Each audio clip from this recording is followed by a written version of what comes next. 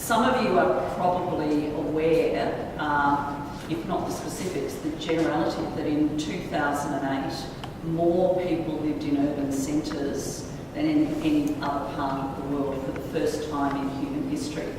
That says an awful lot about what's going on in the world and the role that cities are currently playing and will need to play in the future. We know that the trend is to mega cities where demands on infrastructure services and the frameworks for social behaviours and cohesion, the demand on that infrastructure is going to increase. And in some cities, hopefully not Melbourne, but we can't sit back on our laurels, some of those cities and some of that infrastructure is going to be found wanting. The drivers and demands of our economies are rapidly changing. Industrial cities, Melbourne in itself was an agricultural and somewhat industrial city, are all changing, and cities are focusing now on things like services, innovation, alternative economies.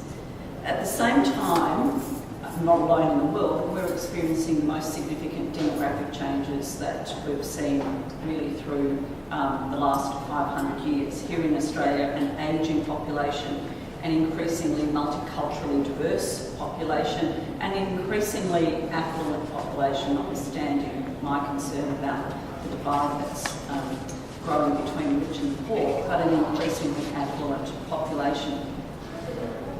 That demographic change is reshaping not just the landscape of Australia, but it's reshaping the expectations of the people who live within that landscape of Australia and those who visit it. International cities and the talk around international cities these days have been very focused not on traditional expectations of how cities behave, but on ideas that have been informed by people like Richard Florida and Charles Landry, by people who talk about a whole range of issues around environmental and social sustainability. The argument within that group of thinkers and speakers is really about cities operating with a human focus, and that the social, economic, ethical and communal dynamic of cities is increasingly important. Why am I saying all of this? Because exactly those kinds of trends in cities are exactly a match for the expectations of the customer who we all deal with, the visitor and the tourist. All of these views, particularly in Western-oriented cities, are driving a trend towards providing an environment and providing a responsiveness to visitors and customers where movability and this lovely new phrase that seems to be being coined, visitability is actually key, and we can avoid or ignore that at our peril, I think. The nuances of this thinking are really interesting for those of us who are working to shape some of the experiences in cities. And I'm just going to make a few comments about some of those nuances.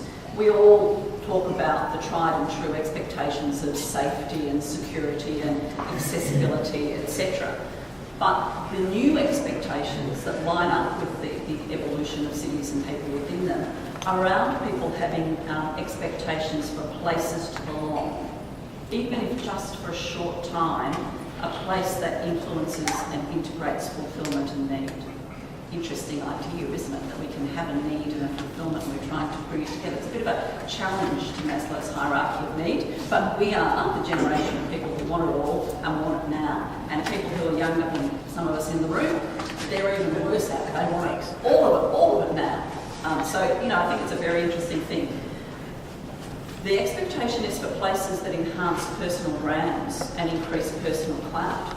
Nobody wants to go to a bar that's just an average bar. Chris and I were just talking, nobody wants to go somewhere where the froth on the coffee's not nice, for God's sake. 50 years ago, just getting a nice cup of tea would have been fine. People want places that are engaging. They want them to be relevant. They want them to be relevant to their lives. They want them to be stimulating and fresh. in either ideas or energy. They want places that are multifaceted and that can keep them interested for a period of time as their attention spans get shorter and shorter. Interestingly enough, the research is showing that people want to be in places or visit places or be part of places that have values, that align with their value set. There are tailors in London who are, for heaven's sake, bringing the sheep into the shop and shearing it and demonstrating to their customers that the wool suit that they're going to buy further down the track is actually sustainably managed and delivered. People want to be part of things that have these values. They also are wanting to be part of places and experiences that exemplify community life and community partnerships and make them feel part of a communal whole. These are all very, very different nuances from the once upon a time environment of we can do Paris in a day. Yes, there are going to be lots of people who want to do Melbourne or Paris in a day, but genuinely the trend is well and truly moving away from that.